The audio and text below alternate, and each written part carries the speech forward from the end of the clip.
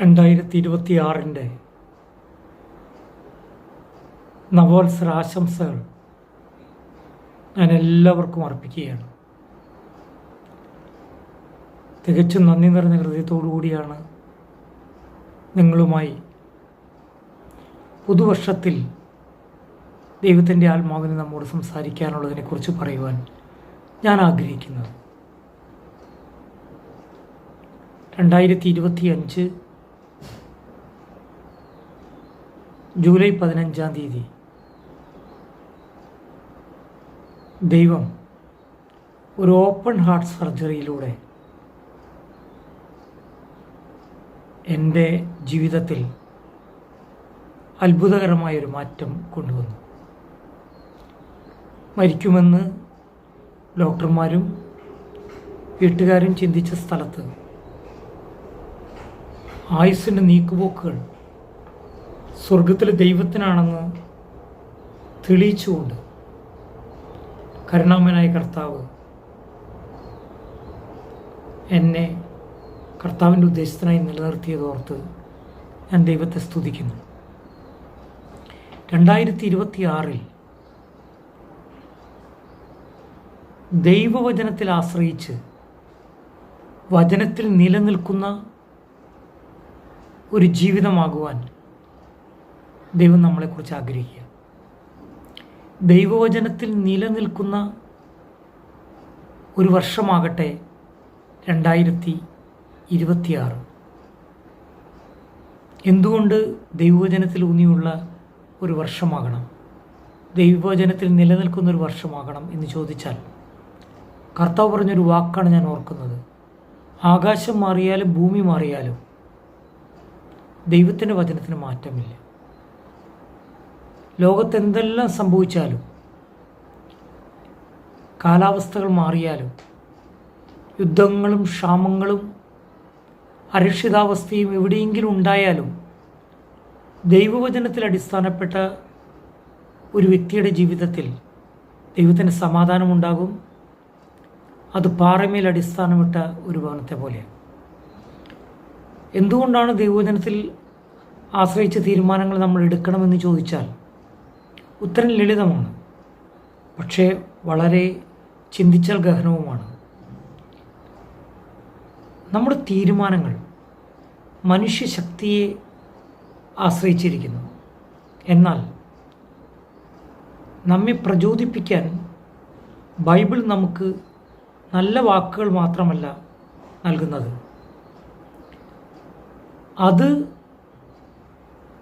ദൈവത്തിൻ്റെ സ്വഭാവം, ദൈവത്തിൻ്റെ പദ്ധതികൾ നമ്മെ ഉള്ളിൽ നിന്ന് രൂപാന്തരപ്പെടുത്തുവാനുള്ള ദൈവത്തിൻ്റെ ശക്തി എന്നിവ റിവീൽ ചെയ്യുന്നതാണ്, വെളിപ്പെടുത്തുന്നതാണ്. അത് ജനുവരിയിൽ മാത്രം എടുക്കേണ്ട ഒരു തീരുമാനമല്ല. ഒരു ജീവിതകാലം മുഴുവൻ നമ്മുടെ ജീവിതത്തിൽ അടിത്തറയാകേണ്ട കാര്യങ്ങളാണ്. നമുക്ക് കാണാൻ കഴിയാത്തത് കാണുന്ന ദിവ്യജ്ഞാനം, ശക്തി തീർന്നു പോകുമ്പോൾ അമാനുഷിക ശക്തി കുഴപ്പമുണ്ടാക്കുന്ന ഒരു ലോകത്ത് വ്യക്തമായ ദിശാബോധം നൽകുന്ന നമ്മളെക്കാൾ വലിയ ഉത്തരവാദിത്തമുള്ള നമ്മുടെ വലിയവനായ ദൈവത്തിൻ്റെ കൃപ നമുക്ക് വളരെ ആവശ്യമാണ്. ഞാനിങ്ങനെ ചിന്തിക്കുകയാണ്, പഴയ നിയമത്തിൽ ജെറമ്യ പുസ്തകം 29-11 ദൈവം നേരിട്ട് സംസാരിക്കുന്ന വാക്കാണ്. നിങ്ങളെക്കുറിച്ചുള്ള എൻ്റെ പദ്ധതികൾ എനിക്കറിയാം. നിങ്ങളെ ഉപദ്രവിക്കാനല്ല, അഭിവൃദ്ധിപ്പെടുത്താനാണ് എൻ്റെ പദ്ധതി. നിങ്ങൾക്ക് പ്രത്യാശയും ഭാവിയും നൽകാനാണ് പദ്ധതി ഇടുന്നത് എന്ന് കർത്താവ് പ്രഖ്യാപിക്കുന്നു. ഇതൊരു മനുഷ്യ ശബ്ദമല്ല, സ്വർഗത്തിലെ ദൈവത്തിൻ്റെ ശബ്ദമാണ്. എന്ന് പറഞ്ഞാൽ എല്ലാ ഫലങ്ങളെയും നിയന്ത്രിക്കാൻ നാം ആകാംക്ഷയോടെ പരിശ്രമിക്കുന്നതിന് പകരം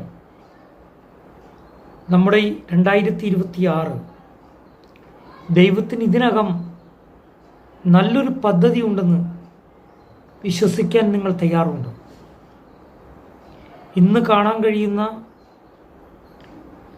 നമ്മുടെ ജീവിതത്തിൻ്റെ മുഴുവൻ ചിത്രവും, നാളെ സംഭവിക്കാൻ പോകുന്ന കാര്യങ്ങളും തുടക്കത്തിലെ അവസാനം അറിയുന്ന ദൈവത്തിന് മറഞ്ഞിരിക്കുന്നതല്ല.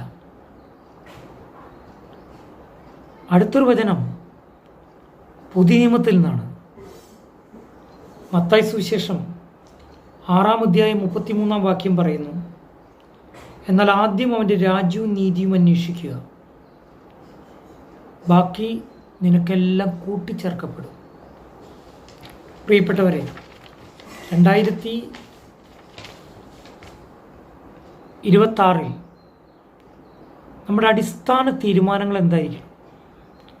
ജീവിതത്തിൻ്റെ എല്ലാ മേഖലകളിലും മനഃപൂർവമായി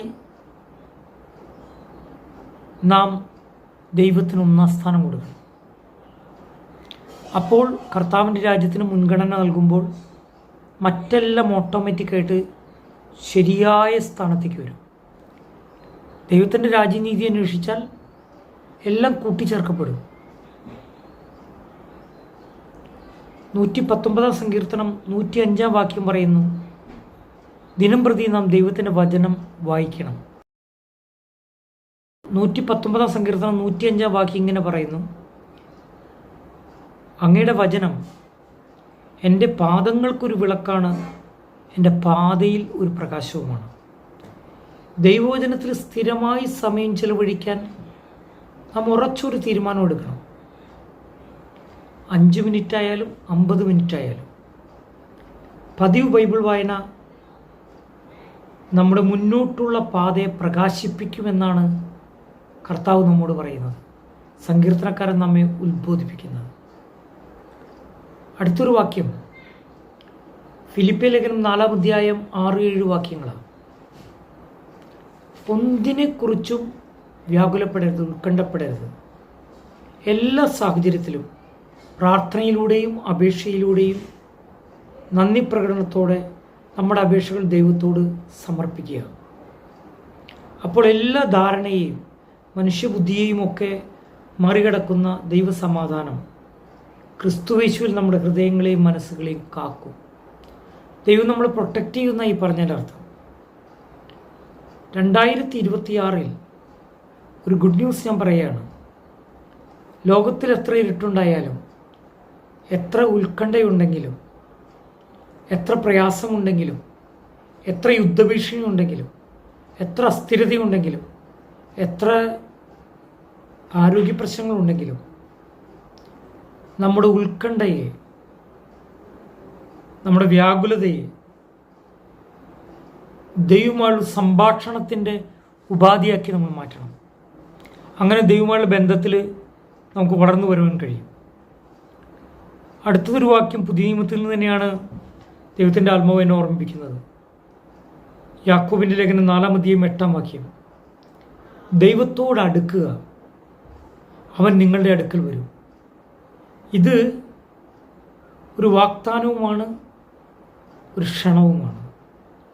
ആരാധന, പ്രാർത്ഥന, അനുസരണം എന്നിവയിലൂടെ 2026 നാം മനഃപൂർവ്വം ദൈവത്തോട് അടുക്കുമ്പോൾ നമ്മെ ശക്തമായ രീതിയിൽ അവൻ്റെ സാന്നിധ്യം കൊണ്ട് മൂടാനിടയാകും. ആരാധന എന്ന് പറയുന്നത് ബൈബിൾ പഠിപ്പിക്കലിനോടുള്ള ഒരു ദൈവഭക്തൻ്റെ യഥാർത്ഥ പ്രതികരണമാണ്. ദൈവം നൽകുന്ന സകലത്തെയും ദൈവസന്നിധിയിൽ സമർപ്പിക്കുന്നതാണ് ആരാധന. 2026 ക്രിസ്തുവിനെ പോലെയാകാനുള്ള നമുക്ക് ലഭിക്കുന്ന അവസരങ്ങൾ തരുന്നൊരു വർഷമാണ്. സ്വഭാവ വികസനത്തിലും പഴയ മാതൃകകളിൽ നിന്നുള്ള മോചനത്തിലും അർത്ഥമില്ലാത്ത പാരമ്പര്യത്തിൽ നിന്നുള്ള വിശുദ്ധ ജീവിതത്തിലേക്കുള്ള ശ്രദ്ധ കേന്ദ്രീകരിച്ചുള്ള തീരുമാനങ്ങളും ദൈവം നമ്മെ ദൈവവചനത്തിലൂടെ സഹായിക്കും എന്നുള്ളത് സത്യമായ കാര്യമാണ്. അടുത്ത കാര്യം, ബൈബിളിൽ വളരെ ഈടുറ്റ ലേഖനത്തിലൊന്നായ റോമാലേഖനം 12-ാം അധ്യായം 2-ാം വാക്യം പറയുന്നു, നമ്മുടെ മനസ്സിനെ നാം നവീകരിക്കണം. എങ്ങനെ നവീകരിക്കണം?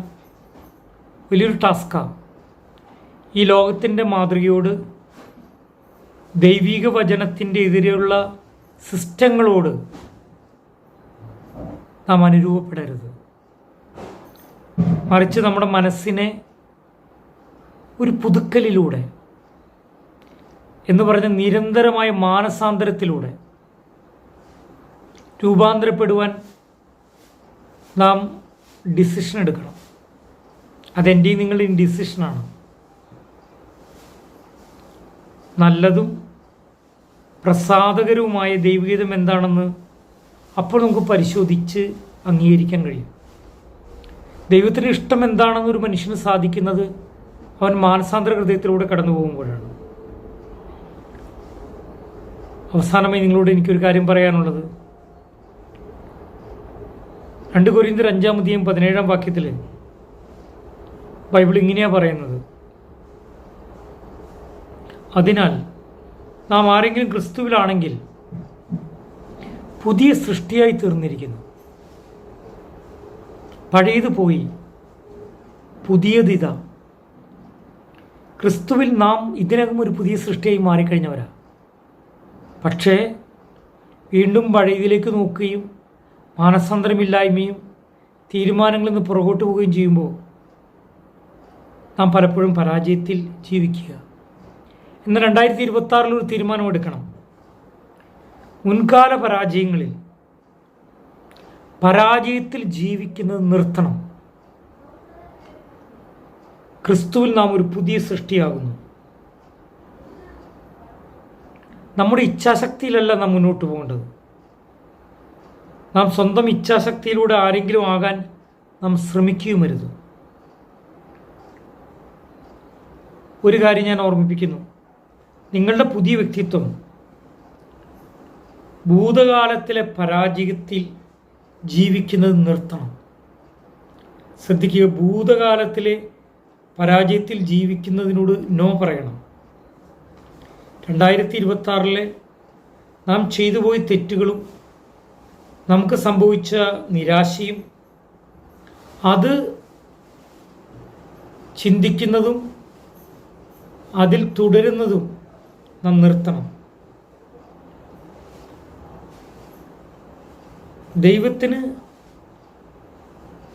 നമ്മുടെ പൂർണ്ണ ശ്രദ്ധ ആവശ്യമുള്ള ഒരു കാര്യം മുന്നിലുണ്ട്. നിരാശപ്പെടുന്ന ഏലിയാവിനോടായാലും ആത്മവിശ്വാസമില്ലാത്ത മോശയോടായാലും ജീവിതത്തിൽ തെറ്റ് സംഭവിച്ച ദാവീദിനോടായാലും നിനക്കെൻ്റെ കൃപ മതി എന്ന് പറയുന്ന പൗലോസിനോടായാലും ഒരു കാര്യം വ്യക്തമാണ്, ദൈവത്തിന് നമ്മെക്കുറിച്ചൊരു പദ്ധതിയുണ്ട്. നിൽക്കുന്നവൻ വീഴാതിരിക്കാൻ പരിശ്രമിക്കണം. കാരണം നമ്മുടെ മുന്നിൽ ദൈവം വെച്ചിരിക്കുന്ന ലക്ഷ്യമുണ്ട്. അത് ആത്മാവിൻ്റെ ഫലത്തിൽ വളരുക എന്നുള്ളതാണ്. എന്നാൽ ആത്മാവിൻ്റെ ഫലമോ സ്നേഹം, സന്തോഷം, സമാധാനം, ക്ഷമ, ദയ, നന്മ, വിശ്വസ്തത, സൗമ്യത, ആത്മനിയന്ത്രണം എന്നിവയാണ്. ഈ കാര്യങ്ങൾക്കെതിരെ ഒരു നിയമവുമില്ല. അതിൻ്റെ അർത്ഥം ആത്മാവിൻ്റെ ഫലത്തിൽ ജീവിക്കുന്ന ഒരു വ്യക്തിയെ പരാജയപ്പെടുത്തുവാനോ ഫലരഹിതനാക്കുവാനോ ഒരു ശക്തിക്കും കഴിയില്ല. ഒരു മികച്ച വ്യക്തിയായിരിക്കുക എന്നുള്ളതല്ല നമ്മുടെ ലക്ഷ്യം, മറിച്ച് ആത്മാവിൻ്റെ ഫലത്തോടുകൂടെ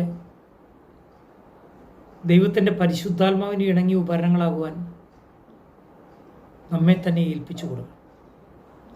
ഞാൻ എൻ്റെ വാക്കുകൾ ഉപസംഹരിക്കുക. 2026 തിരുവചനത്തിൽ നിലനിൽക്കുന്ന തിരുവചനപ്രകാരമുള്ള ഒരു വർഷമാകുവാൻ സ്വർഗത്തിലെ ദൈവം ആഗ്രഹിക്കുന്നു. ചില ചോദ്യങ്ങൾ ഞാൻ നിങ്ങളോട് ചോദിക്കാൻ ആഗ്രഹിക്കുന്നു. 1. സുവിശേഷ പ്രവർത്തന താല്പര്യം 2026 വർദ്ധിക്കുന്നു. നമ്പർ 1. രണ്ടാമത്തെ കാര്യം, 2026 പ്രാർത്ഥന ജീവിതത്തിലൂടെ ഉയർന്ന ഒരു ആത്മീയ നിലവാരത്തിലേക്ക് വളർന്ന് ജീവിക്കാൻ നിങ്ങൾക്ക് തീരുമാനമെടുക്കാൻ കഴിയുമോ? 3. മറ്റുള്ളവരുടെ മുമ്പിലുള്ള മാനത്തേക്കാൾ, സർട്ടിഫിക്കറ്റിനേക്കാൾ, അധികാരത്തേക്കാൾ ദൈവസന്നിധിയിൽ വിശ്വസ്തത കാത്തു സൂക്ഷിക്കാൻ നിങ്ങൾ തീരുമാനമെടുക്കുന്നു. 4. നിഷ്കളങ്കമായി ജീവിക്കാൻ ആത്മാർത്ഥമായൊരു തീരുമാനമെടുക്കുന്നു. നിഷ്കളങ്കത നഷ്ടപ്പെടുന്നൊരു കാലഘട്ടത്തിൽ ദൈവസന്നിധി നിഷ്കളങ്കമായി ജീവിക്കാൻ ആത്മാർത്ഥമായി ഒരു തീരുമാനമെടുക്കുന്നു. 5. കർത്താവിൻ്റെ വരവ് ഏറ്റവും അടുത്തിരിക്കുന്ന കാലഘട്ടമാണ്. ലോകസംഭവങ്ങളൊക്കെ അതിൻ്റെ തെളിവ് കാണിക്കുക. എൻ്റെ ചോദ്യം, കർത്താവിനെ എതിരേൽക്കാൻ നാം ഒരുങ്ങിയിരിക്കുമോ?